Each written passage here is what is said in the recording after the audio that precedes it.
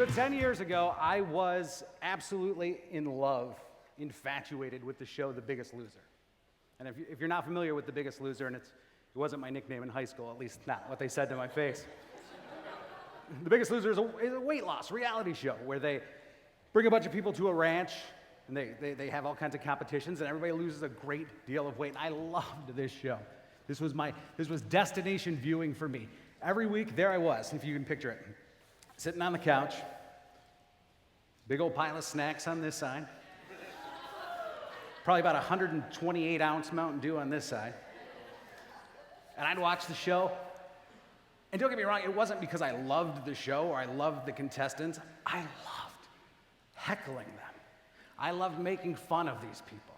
I loved pointing and laughing. I'm going, look at this guy. Honey, look, do you see this guy? He can't do one push. I could do one. I'll get down, and you know what? On the commercial, I'll bust off a few. I won't just do one. He can't do one. I'll do a bunch. Or this guy's gonna cry. I mean, your puppy died when you were 4, and now you're blaming everything on it. Get over it. You see, the truth was, I made fun of these people because I was kind of jealous. I wish that was me. At that time, I was close to 500 pounds and probably laying out on that couch looking like a scene out of Jabba's palace. And all I wanted was someone to do that for me. I wanted someone to take me out to that ranch and change my life. But I realized what separated me from them, what I didn't have, because they all had it. Every reality show person who was on a show like that had it. They all had these great before pictures. They had these perfect before pictures that kind of captured their story, everything that had gone wrong and everything that needed to change in their life. And I didn't have it. See, the truth was, I didn't really have any pictures. I mean, when you're close to 500 pounds, the fastest you move, the quickest movement you make is when someone pulls out a camera. You're diving, I mean, it's like American Ninja Warrior. You're diving and rolling and tucking, trying to get out of the way. I call it Sasquatch syndrome. Because people technically have pictures of you, but you're blurry. They can't quite tell, is that a guy? Is that a rock? Is that a Volkswagen? I can't. So I never had that picture. I never had that perfect before picture that would get me on the show. And there was a bunch. I realized there was a bunch of different kinds that you could have.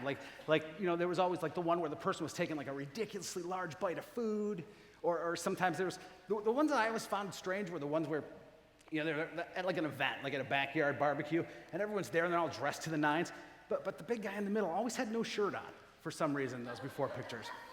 I didn't have any of those. So I thought, that's what's keeping me. That's what's keeping me from making the change. And then it happened for me, and I want to show you a first picture. This is the picture that I affectionately call my teacup runneth over picture. This was in 2006, Disney World, and there's a whole story that goes behind that, and if you want to go and listen to my podcast, the Remodeling Clay Podcast, you can find it on iTunes and everywhere else. Plug, shameless. I'll tell you that whole story, but that's not what I want to talk about today. I had that picture, I had that moment with that picture, and I thought, great, fantastic, I finally have it. I finally have my before picture. Now I'm going to wait, and awesome things are going to happen. I've had that moment. There it is. Bring it on, God. I'm ready. And I waited, and I waited, and I waited, and nothing happened. Nothing changed. But then suddenly I realized, there's no power in a before picture. I mean, it's a really great story after the fact. I mean, hindsight's a beautiful thing. I mean, when you're telling your story and you have a before picture, you can go, look, that was my before picture, and this is where I am now. And just all these, glitter and unicorns and beautiful stuff happened in between. But the truth is, there's no power.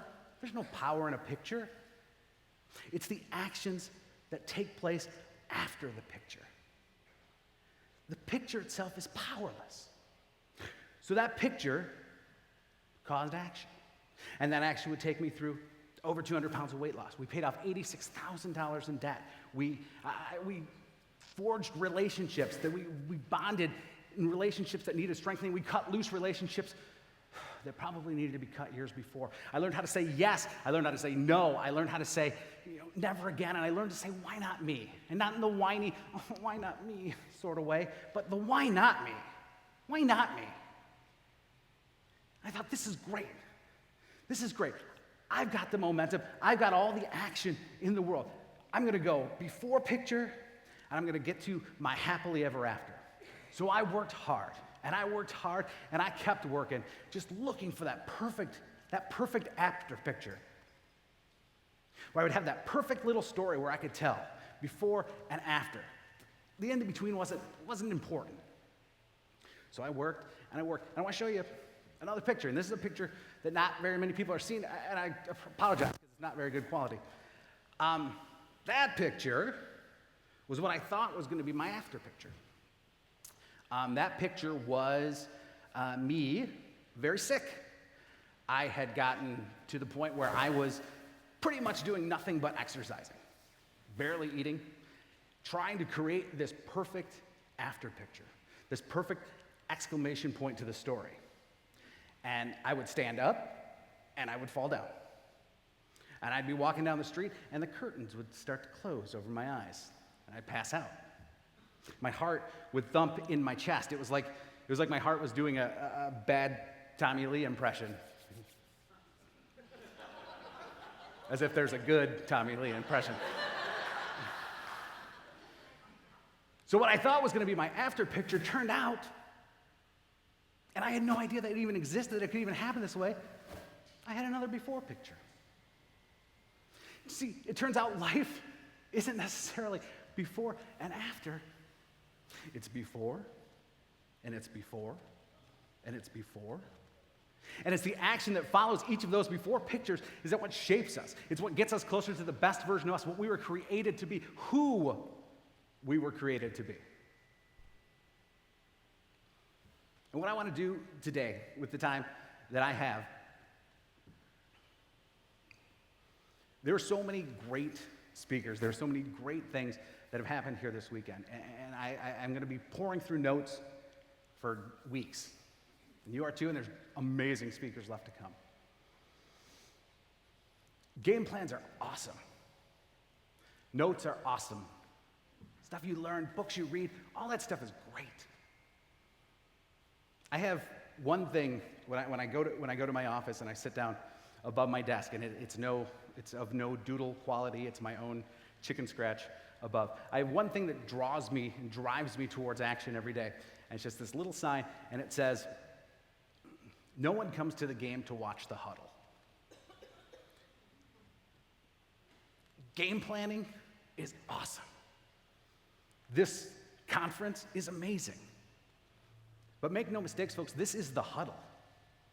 This is safe. This is where you gather with your teammates and you throw your arms around each other and you high five and you pat each other on the butt appropriately. You draw the plays up in the dirt, but the truth is, you're going to have to go home. Every one of us are going to go home tonight or tomorrow or the next day, and you're going to have to run the plays. You're going to have to take the action. You're going to have to take it out of your notebook, and you're going to have to put it into action. You're going to have to get out of the safety of the huddle. And the fact is, you are going to come up against defenses. There's going to be people that are going to try to stop you. The actions you're going to take, people are going to try to stop you. It might be friends, it might be spouses, kids, work, here. For me, it's usually here. But the actions are important. Everything you learn today, you've got to apply. I'm about to be that guy that's going to ask you if you could stand up, because I want to do one more thing. And if you have, sure, most of you have your phones out, and if you don't, if you could just take them out. I know most people ask you to put them away. I want you to take them out. And I'm going to keep talking the whole time, but what I want everybody to do, if your phones aren't along the walls and chargers, I want everybody to take a picture of themselves, not of me. Take a picture of yourself. If you don't have a phone, get in with someone else and get a picture of yourself. And nobody please, oh, I'm an adult, I don't know how to take a selfie. Okay, I've been here. So what I want you to do is take a picture, and you can sit down. This was not a cheap ploy to get a standing ovation at the end, though standing is the best version of ovations. You see, this picture, whether it's goofy or whether you're being serious or whatever this picture ends up being, when you go home, yeah, you can sit when you're done with the picture. Rick, I'm sorry.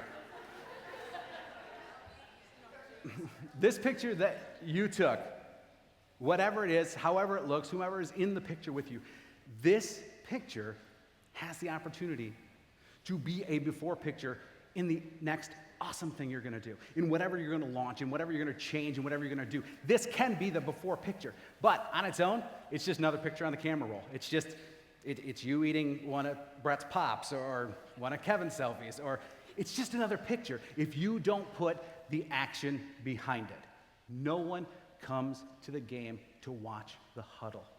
You've got to take the action. You've got to run the plays. And my prayer for you is that every one of you can turn that picture into the before picture that changes your life. Thank you.